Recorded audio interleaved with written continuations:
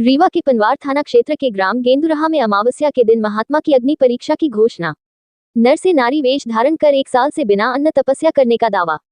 चैत्र नवरात्रि में एक आसन पर साधना और लोगों की मुफ्त झाड़ फूंक करने की बात। इस समय में यहाँ एक तपस्थली में है और हमारे साथ ये महात्मा जी हैं तो ये पुरुष लेकिन ये नारी रूप धारण किए हुए हैं। तो महात्मा जी, हम ये जानना चाहते हैं कि आप कितने दिनों से ये रूप धारण किए हुए हैं?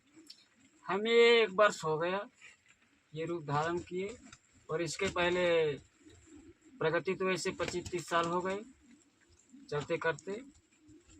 अब इसके आगे उद्देश्य ये था, इस नवरात्रि जो आने वाली है, हाँ, इसमें हमारा एक समारोह रचा गया है जो कि अग्नि परीक्षा होते हुए और अटल समाधि की ओर बैठकी होने वाली है।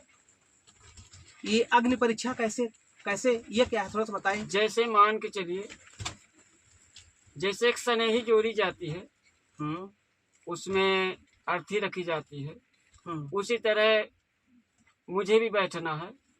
अभी तो माता रानी का आदेश संभव होगा कि मुझे बचना है कि जाना है, वही अग्नि परीक्षा है।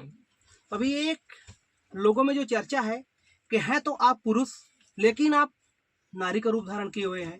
ये माता रानी का आदेश है कि जैसे मैं वैसे आप भेष धरिए।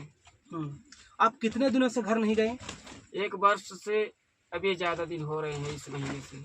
और लोगों ने कहा कि आप 1 वर्ष से अन्न भी नहीं खाए हुए, तो क्या सही है ये? जी हाँ, सत्य है।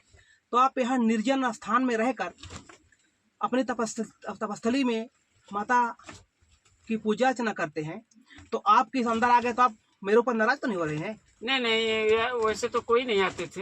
हाँ, किसी को नहीं आने देते, पर अचानक जैसे आप आ ही गए हैं तो ऐसी कोई बात नहीं है। नहीं, मुझे थोड़ा सा डर भी लग रहा था कहीं आप नाराज न हो जाएं। ऐसा कोई बात नहीं है, सबका सम्मान होना चाहिए। लोगों ने ये भी कहा कि बहुत थोड़ा जिद्दी स्वभाव के हैं, तो हमें डर भी लग रहा था। तो हम आपके पर हालांकि आए तो परमिशन से, लेकिन आप नाराज तो नहीं हो रहे मेरे ऊपर? नहीं, कोई नाराज नहीं। हाँ, सब अच्छी बात है। आप आए हमारे स्थान में, मुझे भी शुक्रिया हुई। और ये भी सुनने को मिल रहा है कि पिछले नवरात्रियों में आप लगभग 10 फीट का गड्ढा खुदवा कर 9 दिन तक गड्ढे के अंदर रहे, तो क्या ये बात सही है? वो तो सही है, मैं तो 3 साल रह चुका हूँ। इसके पहले पिछले 3 साल से रह रहा हूँ, 3 साल से रह चुका हूँ। 3 साल का टारगेट था, 3 साल समाधि हुई, और फिर इसके बाद अभी तैयारी मेरी जो प्रोग्राम आ रहा है ये होने वाला है। अच्छा, और घनघोर जंगल में आप कहाँ कुछ समय व्यतीत किए हैं? इसके पहले हम परानू बाबा के जंगल में रहते थे। और तो वहां से यहाँ कैसे आना हुआ?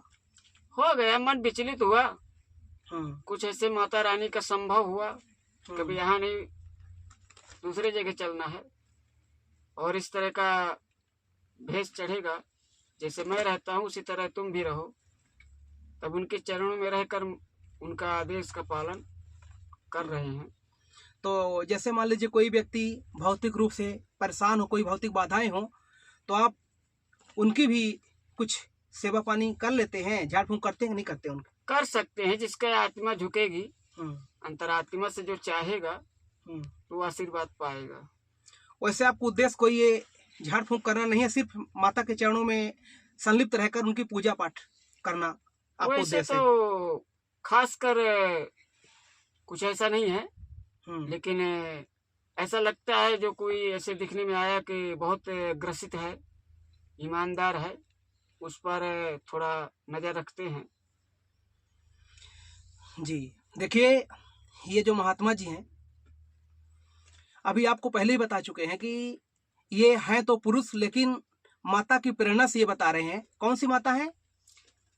दुर्गा माता। दुर्गा माता। ये दुर्गा माता की प्रेरणा से बता रहे हैं कि हम नर से नारी का रूप धारण किए हुए हैं, अर्थात पूर्णतः ये देवी की पूजा कर रहे हैं और देवी का रोल भी कर रहे हैं।